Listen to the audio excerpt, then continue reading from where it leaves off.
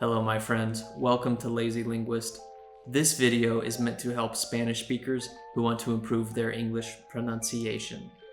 I understand this is a difficult thing to do, trust me. Yo tengo un acento muy fuerte y tal vez un poco feo. Y quiero mejorar, pero no puedo porque soy tan flojo. Pero tú puedes hacerlo. Entonces, vamos. The first common mistake that Spanish speakers make in English is mispronouncing vowels. Now, English and Spanish both have 5 vowels. In English, they are A, E, I, O, U, and in Spanish, they are A, E, O, U. In Spanish, those 5 vowels each have one sound that they always make.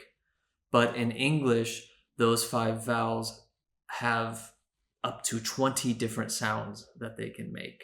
Let's look at some examples. In Spanish, the letter A or A always sounds like A. For example, vaca, gata, mariposa, A. But in English, A, for example, fat, fame, father, familiar, A. All of those coming from A. In my opinion, the vowel that Spanish speakers have the most problems with is I, and especially when I makes the I sound.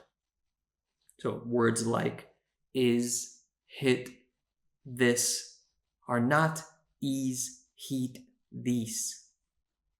Okay, try saying this. Dip, deep.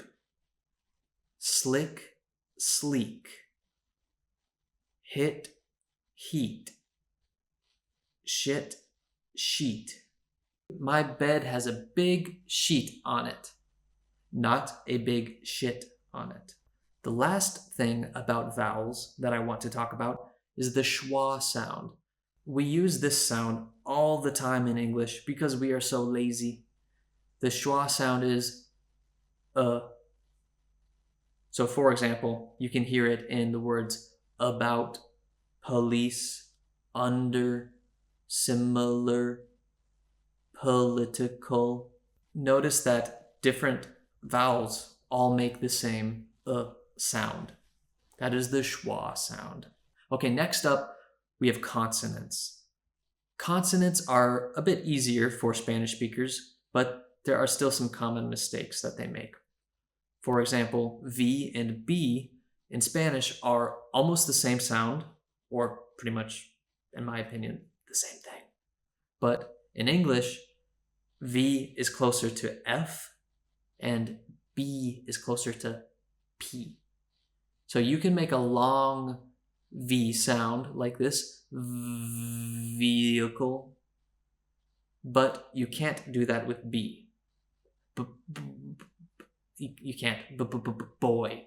Can you say, Betty bought vibrant vases of blooming violets, but Victor valued blue vases over vibrant ones? Quickly, Betty bought vibrant vases of blooming violets, but Victor valued blue vases over vibrant ones. Often, Spanish speakers will say the J sound for Y letters. So, for example, instead of saying yes, maybe they will say Jess. Or instead of saying yellow, they might say jello.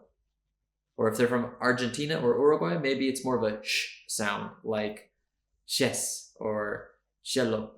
But everybody needs to remember to say the y sound.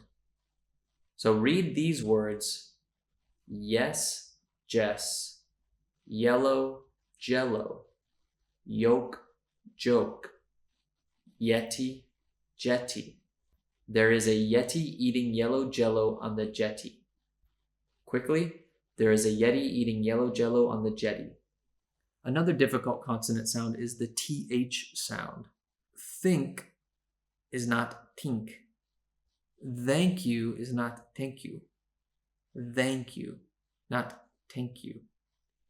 There are actually 2 TH sounds that we make in English, a voiced and an unvoiced TH sound. In the voiced sound, you can hear the speaker's voice in addition to the TH sound. So for example, this, mother, bathe, other. In the unvoiced sound, the TH has no voice to accompany it.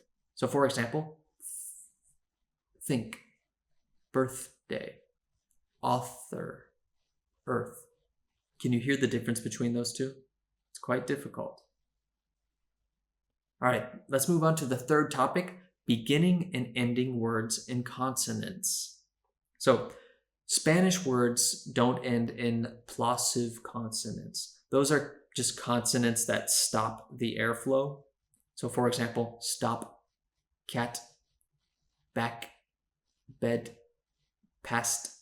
They cut the airflow. In Spanish, there's always a vowel after that. So gato, gato, gato, right? You can't just say gut. So Spanish speakers often add a vowel to the end of these words in English. So maybe they will say something like stapa instead of stop, stapa. You must learn to cut the words off at the consonant. Also, Spanish words don't begin with the letter S.